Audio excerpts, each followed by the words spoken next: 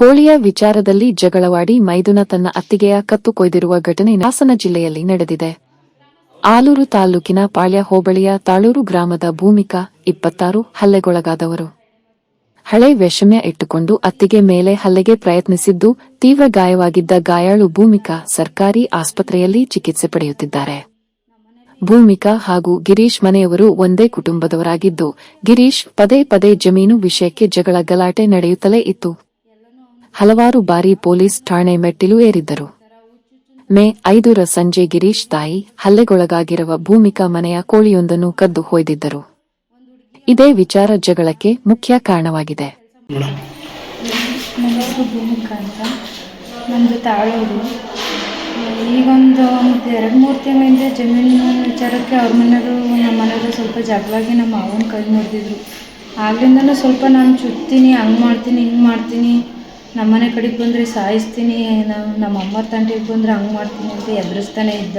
ಮಗನೂ ಅವ್ರ ಅಪ್ಪನೂ ಇಬ್ಬರು ಗಿರೀಶ, ಸಂಜು ಅಂತ, ಆಧಾರ ಕಾರ್ಡಲ್ಲೆಲ್ಲ ಅವನ ಹೆಸರು ಸಂಜು ಅಂತ, ಮನೆ ಹತ್ರ ಎಲ್ಲ ಕರೆಯೋದು ಗಿರೀಶ್ ಅಂತ ಅವನ ಹೆಸರು.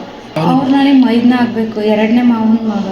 5ನೇ ತಾರೀಕು ಬೆಳಗ್ಗೆ ಒಂದು 9:30 ಅಷ್ಟೊತ್ತಿಗೆ ಅವರಮ್ಮ ನಮ್ಮನೆ ಕೋಳಿ ಹಿಡ್ಕೊಂಡು ಹೋಗಿ ಒಳಗಡೆಗೆ ಚೀಲ ಕಟ್ಟಿ ಮಂತ್ರಿಗೆ ಕೌಚ್ ಹಾಕೊಂಡಿದ್ರು.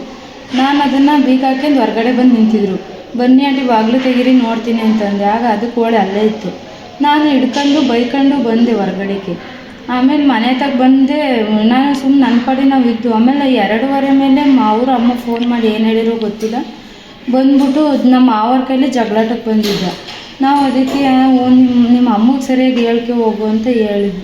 ಆಮೇಲೆ ನಮ್ಮ ಅಮ್ಮನ ಬಗ್ಗೆ ಮಾತಾಡಬೇಡ, ಹಂಗೆ ಹೆಂಗೆ ನೀನು ಚುಚ್ತೀನಿ, ನಿನಗೆ 2 ಸತಿ ವಾರ್ನಿಂಗ್ ಕೊಟ್ಟೀನಿ, ಆದರೂ ನಮ್ಮ ಮನೆ ತಂಟೆಗೆ ಬರ್ತೀಯ ಅಂತೇಳಿ ನಮ್ಮನೆ ಕೋಳಿ ಎಲ್ಲನೂ ಸಾಯಿಸಿರ ಅಂತವ ಇದು ಮಾಡ್ಕೊಬಿಟ್ಟು ಬಂದು ನೀನು ಬಿಡಲ್ಲ ಇವತ್ತು ಅಂತವ ಈ ಥರ ಹಿಂದ್ಗಡೆಯಿಂದ ಬಂದು ಈ ಥರ ಕುಯ್ಯಕ್ಕಂದ.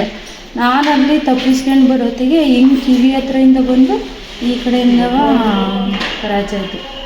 ಇದನ್ನೇ ನೆಪ ಮಾಡಿಕೊಂಡು ಜಗಳ ತೆಗೆದ ಗಿರೀಶ್ ಮತ್ತು ಆತನ ತಾಯಿ ಭೂಮಿಕಾ ನಡುವೆ ಗಲಾಟೆ ಮಾಡಿದ್ದ. ಗಲಾಟೆ ತಾರಕಕ್ಕೇರಿ ಜೋರಾಗಿ ಗಲಾಟೆ ನಡೆದಿದೆ. ಯಾವಾಗ ಜಗಳ ಅತಿರೇಕಕ್ಕೆ ಹೋಗಿ ಗಿರೀಶ್ ಚಾಕು ತೆಗೆದು ಭೂಮಿಕಾಳ ಕತ್ತನ್ನು ಕಿವಿದಿದ್ದಾನೆ. ಬಳಿಕ ಅಲ್ಲಿಂದ ಪರಾರಿಯಾಗಿದ್ದಾನೆ.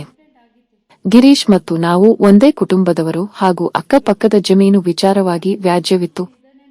ಅನೇಕ ಬಾರಿ ಪೊಲೀಸ್ ಠಾಣೆಗೆ ದೂರು ನೀಡಿ ರಾಜಿ ಸಂಧಾನಗಳು ಆಗಿದ್ದವು. ನಿನ್ನೆ ನಮ್ಮ ಕೋಳಿಯನ್ನು ಗಿರೀಶ್ ತಾಯಿ ಕದ್ದು ಮುಚ್ಚಿಟ್ಟುಕೊಂಡಿದ್ದರು.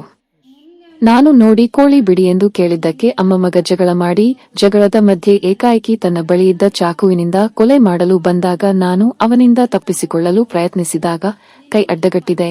ಆಗ ಕೈ ಮತ್ತು ಕತ್ತು ಕೊಯ್ದಿದ್ದು ಅಲ್ಲಿದ್ದ ಪರಾರಿಯಾಗಿದ್ದು ಆತನಿಗೆ ಕಾನೂನಿನಡಿ ತಕ್ಕ ಶಿಕ್ಷೆ ಕೊಡಿಸಬೇಕೆಂದು ಹಲ್ಲೆಗೊಳಗಾಗಿರುವ ಭೂಮಿಕಾ ಮಾಧ್ಯಮಕ್ಕೆ ಹೇಳಿಕೆ ನೀಡಿದ್ದಾರೆ.